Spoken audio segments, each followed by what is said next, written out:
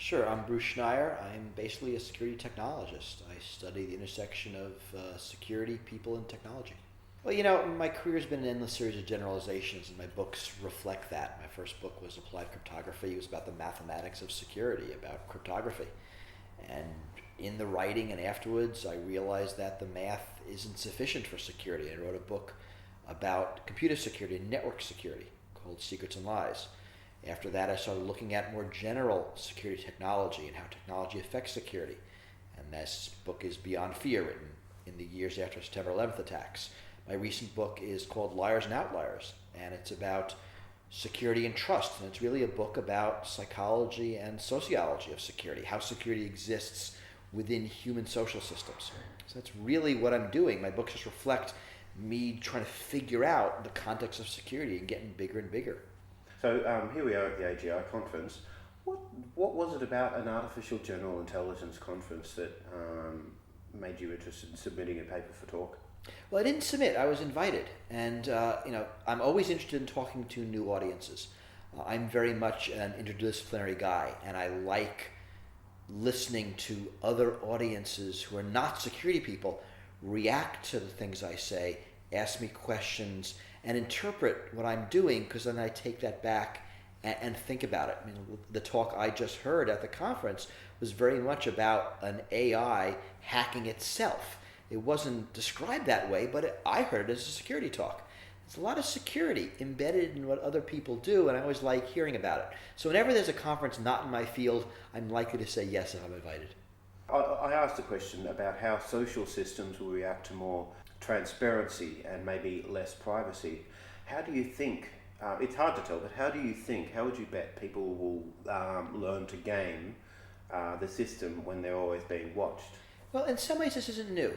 That going past behind the modern era, earlier, there was a lot less privacy that people had. People lived in small communities and everyone knew your business. So in a sense, we're moving a little bit backwards. That the privacy we had due to the anonymity of cities and the ability to survive without much human interaction is kind of disappearing and going back to older times. The difference, of course, is the scale. Right? Whereas before, your community knew what you were doing. Now you're on Facebook, the world knows what you're doing. And in a lot of ways, this is a novel human social experiment. We don't know. We do know that people are very adaptable. We do know that people tend to inculcate what's around them as natural and learn how to thrive. I mean, what we're learning about Facebook is the Facebook generation, for lack of a better term, is much better, facile, at dealing with the social interactions on Facebook, on Twitter, on social networking sites in public. That the reversal of public and private, which is abhorrent to someone like me, is much more natural to someone who's a generation younger. And it's going to be interesting to see. I don't think we know of the social implications. I'm very worried because it's not just social changes, it's social changes driven by companies with a profit motive. So I think we have to be very careful. But we also, I think, have to be careful not to project our fears onto another generation who doesn't have them.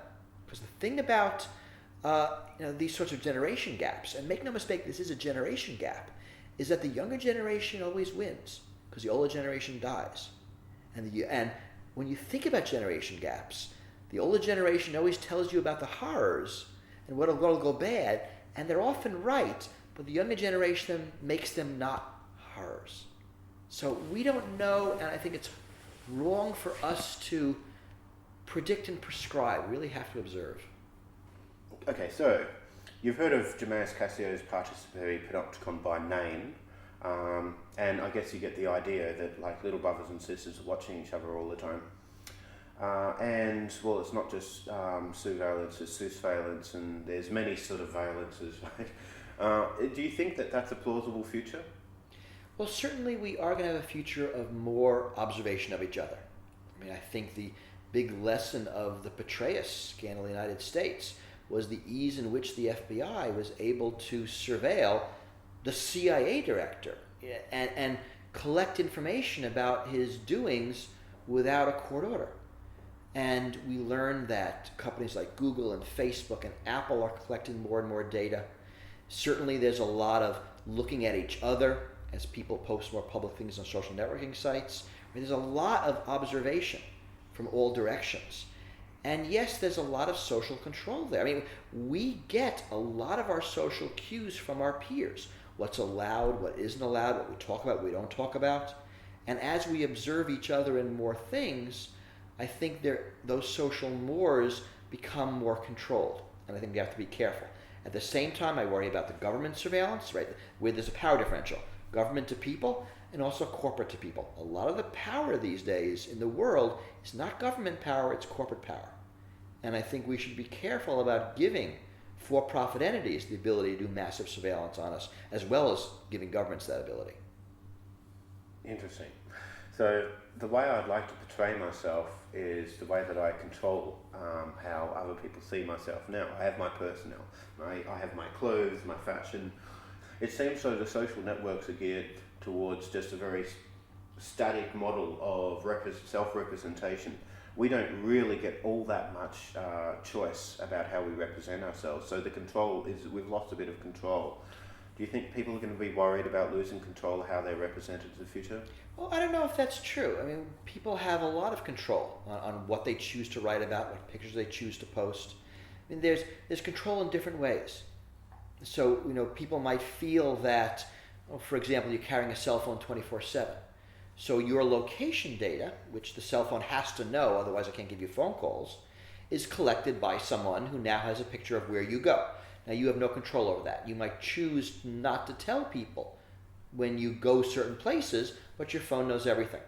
Right? I mean, I often say that Google knows more about my interests than my wife does. And that's kind of scary.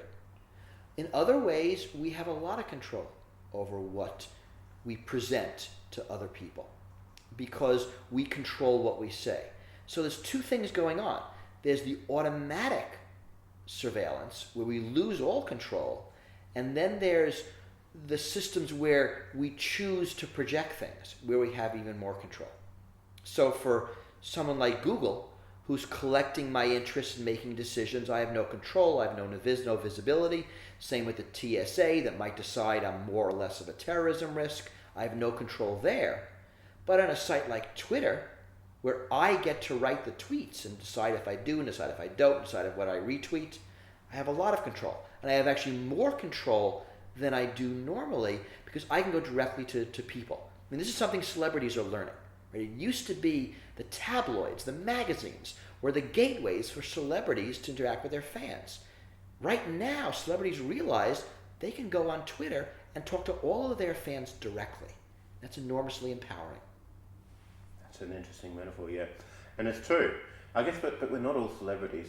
And in order to gain some of the benefits of having the rich sources of metadata about where we've been in order for me to log, I must give up some form of privacy. It's got to be somewhere. And I guess the most convenient places are the places that also collect a lot of information about us. Well, the cloud is changing everything, right? More of our data is moving onto the cloud. I mean, it's for good reasons, right? It's being done for convenience. It's being done for safety, for security. If I lose my device, I don't lose my data. I can transfer between devices. The cloud is very compelling. It's financially compelling. It's convenient. But true, we give up autonomy, right? I put my photos on Flickr, and now Flickr, as a for-profit entity, has access to them. In the United States, at least, they can do pretty much whatever they want with them. So yes, it really is a double-edged sword here, that we are getting all this convenience to control, but we're giving up a lot of control and ownership, really, to these companies. Interesting. So, I mean, the way that I see the future is that the best way forward is just not to care, maybe, about your privacy, because maybe privacy is an illusion. There's a term in security, it's all privacy, all security is really by obscurity. Yeah, but it's not true. Privacy is not an illusion. Privacy is fundamental to humanity. It's fundamental to a democracy. It's fundamental to a market economy, to capitalism. We all have needs for privacy. It's a basic human need. It's a basic social need. I think society collapses without privacy. It is something of extraordinary value. It's something you don't just squander and say you shouldn't care. I mean, there's lots of anecdotal evidence, well, the stories that young people don't care about privacy. It's all nonsense. Young people care enormously about privacy. I mean, you know this is true if you have a teenager or were a teenager. There's just a difference of what's public and what's private. Right? In the past, you got privacy by default. In the past, you had to be wealthy to live your life in public. Right? You had to be famous. You had to be a movie star. You had to be a model. You had to be someone the world cared about. Right? And privacy was easy. Publicity was hard. Now it's been reversed. Being public is easier. Being private is hard. But that doesn't mean people at all generations, at all ages, don't take those pains to live their life in private, to live parts of life in private when it matters to them. So people do value privacy enormously.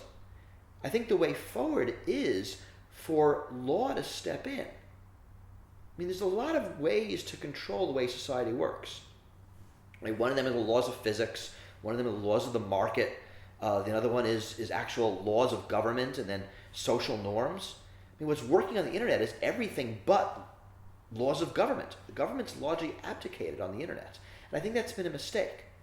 I think we do need government intervention to enshrine some of these basic social values that we believe are good and valuable, but that the market doesn't value. That for-profit corporations aren't giving people the option to get, right? If every company that offers you email will equally mine your data, I mean, we have a market failure. And the way market failures are solved is through government. Interesting, yeah. So, well, what sort of things do you think we should care less about in terms of being open about? I guess that's up to the individual, but right, it is up to the individual. I mean, what I think we should care less about, not only doesn't matter to your audience, but doesn't matter to the future. I mean, the future belongs to a generation that's younger than me. So what I care about is what I'm gonna, tell the kids. That kids these days don't care about the things that are important. I'll say something dumb like that. You really have to go down to the younger generations, what they call the digital natives, and see what they care about. And there's really good research being done. There are ethnographers studying this at high school levels. I mean, because that's where it matters. I mean, your privacy is enormously valuable in high school and junior high, right? Because that's your social currency. It's a big deal if your privacy is violated. And what those people care about is what's important. And what has the research shown that they care about? The same thing everyone else cared about at that age. Right? They cared about how they present themselves to the world. They cared about things they say to their friends shouldn't get out to other friends. Right? The pairwise connections, that things aren't necessarily broadcast. They're broadcast to small groups of people, and they protect their privacy in interesting ways. Right? They don't post their birth dates on the internet. Maybe they post their birthdays because they want to get presents, but not the right year. They don't post the city they live in because everyone knows what that is. They will do something called wall scrubbing, where they just deliberately remove posts off their wall after a couple of days. They'll use aliases. They'll dump accounts and go to other accounts. I mean, there's lots of tricks that people are using that we might not think of, which are normal. But, again, it's the mechanisms of the technology that determine what's possible. If Facebook, for example, decides, no more aliases, that you must post your phone number on your homepage, I'm making this up, right? And that's going to be what's going to happen because, at least right now, the social consequences of not being on Facebook are enormous. Although not everybody agrees with the way Facebook's laid out, there's plenty of improvements people suggest. Is it just because of critical mass that people are there? I mean, Facebook wins on critical mass. Right? You're on Facebook because all your friends are on Facebook. You're on Facebook because that's where the party invites happen. Now, I remember in sort of the early days of my life, I had been having regular parties forever, and I would send party invitations by mail. I remember the time I stopped sending them by mail and started sending them by email. And there were a couple of people who didn't have email addresses that I have to remember to call, and I often forget. So those people who weren't on email started not getting party invites. Right? So they were left out because the mechanism of social interaction moved from physical mail to email. Well, around this time, there are party invites that only go out on Facebook. I happen not to be on Facebook, and there are things I am missing because I'm not on it. So now I'm behind. What'll happen next? I mean, this will evolve. Facebook doesn't win forever. It's going to be only about 5 years. Maybe there'll be something that comes after it. But yes, you're on the dominant social media because that's where your friends are, and the goal is to interact with your friends. That's why you're there. So let's just say you were on Facebook, or somebody in the internet digital generation natives were on Facebook, and then suddenly Facebook changed its terms and said, now you must give us your shoe size, your height, your genome, upload your personal genome, something ridiculous like that. And then they decided they were faced with the dilemma: disconnect from the chorus and suddenly be disconnected with all their friends through that medium, or stay and submit to the new rules. What would happen? No, what we've learned, and what Facebook has learned, is that they can change their terms of service to be more onerous, to be more invasive, to give less privacy, and there is an initial outcry, often pretty serious, which decays, and then people accept it. What seems to be is that Facebook can ratchet up control, ratchet down security, seemingly arbitrarily. I'd like this not to be true. I'd like people to rise up and say, we don't accept it. But it seems not to happen, at least hasn't happened yet. Maybe Facebook hasn't gone far enough. Maybe there hasn't been a viable alternative. It's hard to disconnect from your friends. Maybe your friends all will go en masse. We're all leaving Facebook and going to this other thing, and I don't even know what it is. So perhaps it would work that way. But the mechanisms, I'm not sure about. People have studied this. Because remember, in the early days, we had Friendster, and then we had MySpace, then we had Facebook. So how people move from one to the other, I don't know of the mechanisms. I haven't read about that, but I'm sure people have researched that. How it'll happen in the future, I don't know. Yeah, maybe this is something that the government really should step in on, if the government's going to be ethical about it. You remember that time when people had all their, well, you weren't on Facebook, but you probably heard about a time where people had all their Facebook-like photos as "I have moved G+," but they didn't really. They came back to Facebook because they knew most of their friends were there. And that's the issue. It's sort of interesting to watch. These technologies do evolve. People do leave them for others. But it's an interesting process because critical mass matters. You're there because your friends are there. Yeah, definitely. So what are you hopeful with regard to the future? This is a two-part question. So the first part is what are you hopeful for, just so you know, and then what are you frightened of? What terrifies you about the future? I tend to be optimistic about the future. I think technology, even for all me working in security, looking at the bad sides of technology, the good sides of technology vastly outweigh them. The benefits to our society, to our species of the internet and connectivity vastly outweigh the bad things. And I think that will continue. I think the internet will continue to be a tool for goodness and liberty and freedom and privacy. And that all of these problems around the edges will muddle our way through them just like we muddle our way through crime on the streets. And we'll never solve it perfectly, but we will solve it well enough to get along.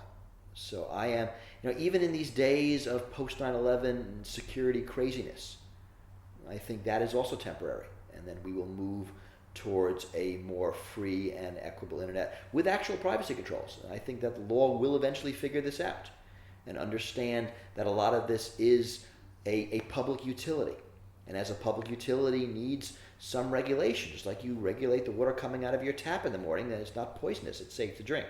So I think that'll all happen. It might take 10, 15 years, but I think it will. As to what I'm worried about, I tend to be worried about the mechanisms of control that are coming onto the internet.